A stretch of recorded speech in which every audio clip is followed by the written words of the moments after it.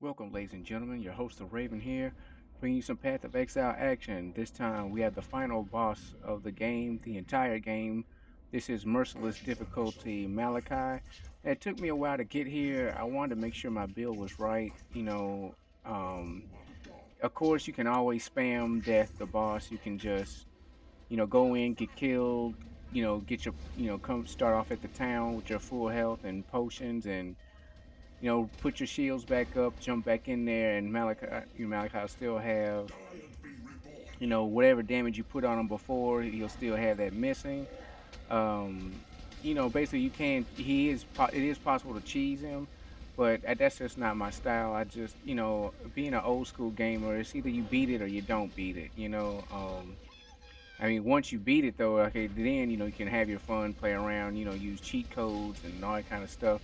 But I just am stubborn in my ways, and I just believe in being able to beat the boss with skill and ability, ability and Path of Exile. Skill is half of it, but also you need a good build. Um, the most skilled player in the world can't do anything if you only have, one, 500 health, 20 energy shield, and no defensive buffs or whatever. So anyway, when I first played this, when I first talked to Piety, she's like, "Well, I'm gonna help you in the boss fight." Once again, bringing up being an old school gamer, haven't played regular Nintendo, been gaming since the Atari days. That this situation's come before where somebody, a storyline character, they say, "Well, we're gonna help you in the boss fight," and they wind up either getting killed halfway in it, or they wind up getting possessed or hypnotized or something like that, and they wind up attacking you. So it was no surprise to me. Like right now, you see the Piety turns, and she's like, "Kill me!" And Malachi get while she's turned, Malachi has an invincibility shield. Whenever you see that red orb around him, he is invincible. There's no point in attacking him whatsoever until you bring Piety back to her normal form. Then she can start hitting him with that energy beam or whatever. I guess that keeps that shield down off of him. So that was no surprise. I find it kind of annoying. I always hated that in video games. I always wish that you could kill the person ahead of time. You knew that they're gonna turn on you or betray you or something along them lines during the boss fight. I always wish there was some way that you could tell them, "Look, you just stay here," or you be able to kill them, because sometimes they're a friend and you don't want them to die. So it's like, hey, look, why don't you just stay here and let me fight the boss? But if it's somebody like Piety who has been an antagonist most of the game's storyline, you just rather like them, you had him out of the way, period, because you know that they're gonna, flip. But anyway, Malachi, the first fight is not so bad. He doesn't do as many AoEs, but when you're down here at the final, things get extremely serious. Piety isn't here to help, so his shield is down at all times, with the exception of when he has the black heart, one of those hearts beating or exposed. Then he does have the invincibility shield. At that time, it's your job to destroy whichever heart is exposed and is undestroyed at that point. His damage skyrockets. That when he says you're being selfish, he does that attack with the tentacles that it sucks away your health and your energy shield. When he does that, I mean, it's like two, three, four orders in above in strength what it was when he was doing it before when you had Piety with you. I mean, it's no joke. It's probably the most dangerous move he has in here. Another notable thing is the mines he places on the ground.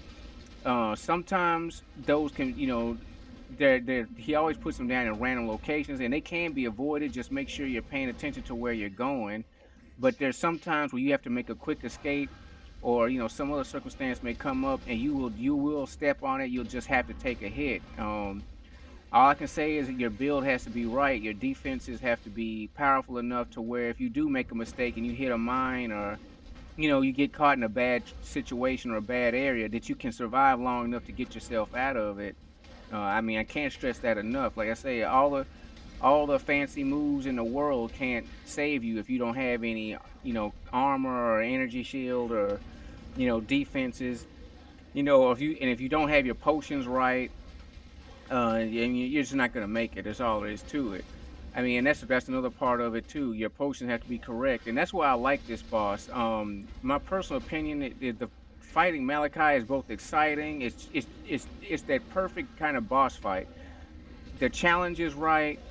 The excitement, the tension, all that's just the right balance. You know, you don't feel like it's too cheap.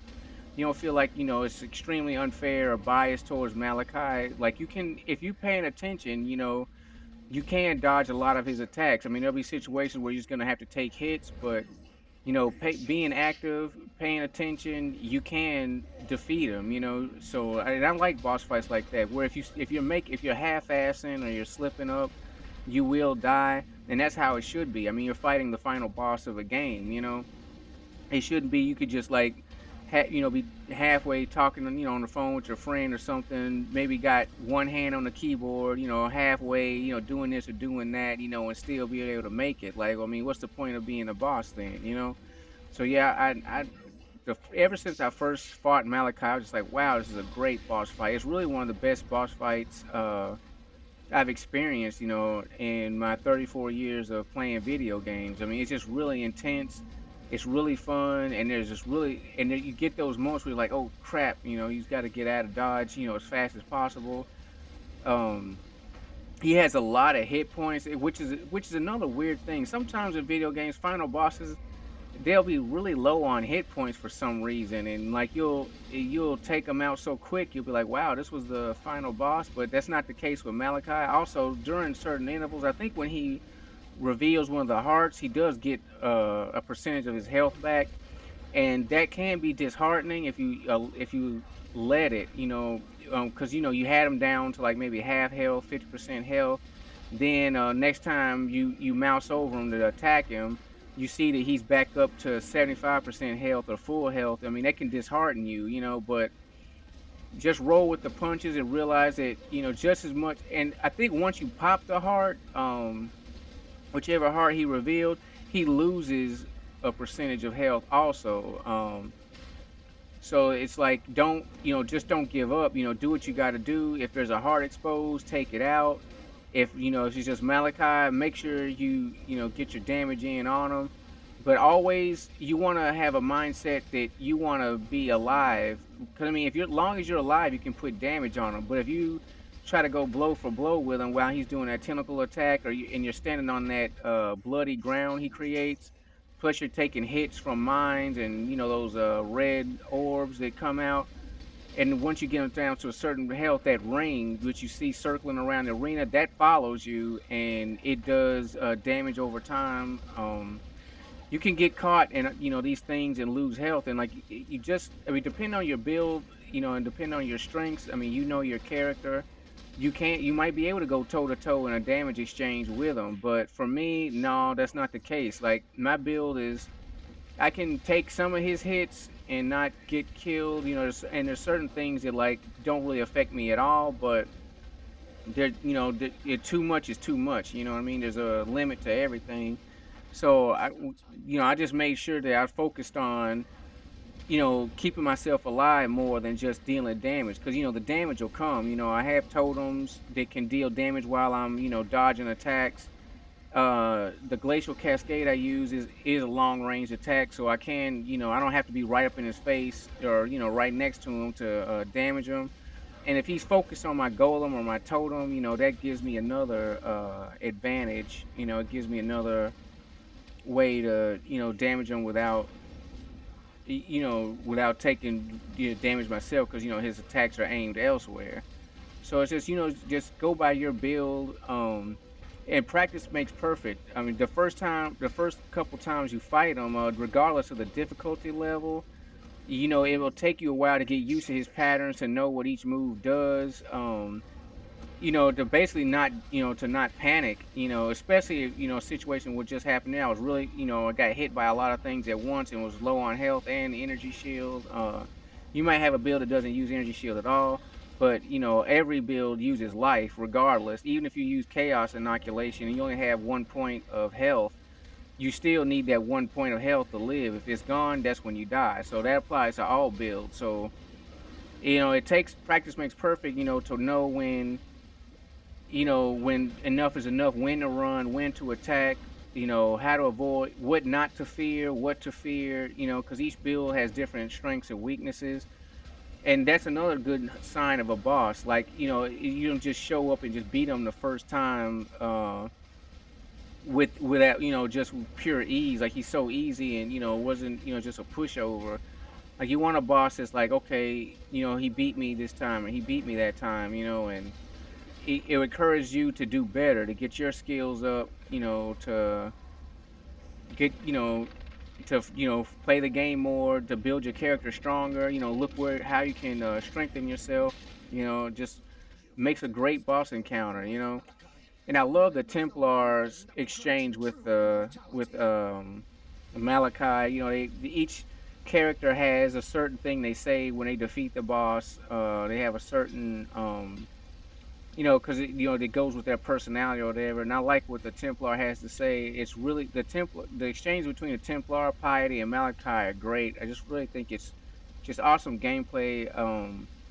When they came out with the chapter 4, like they really did a good job. Path of Exile is one of those games where they when they come out with content, it's gonna be good. I mean, I'm not saying it's perfect. No game is perfect, but so far they have not come out with content where it's just like, well, this just sucks. It's always useful. At the very least, it's useful, even if it isn't necessarily fun. You don't find it fun, and also, that's an eye of the beholder type stuff. But anyway, I got the achievement for defeating it for the first time. Beating him on Merciless. And we're back in the village. The folks got stuff to say. I didn't speak to.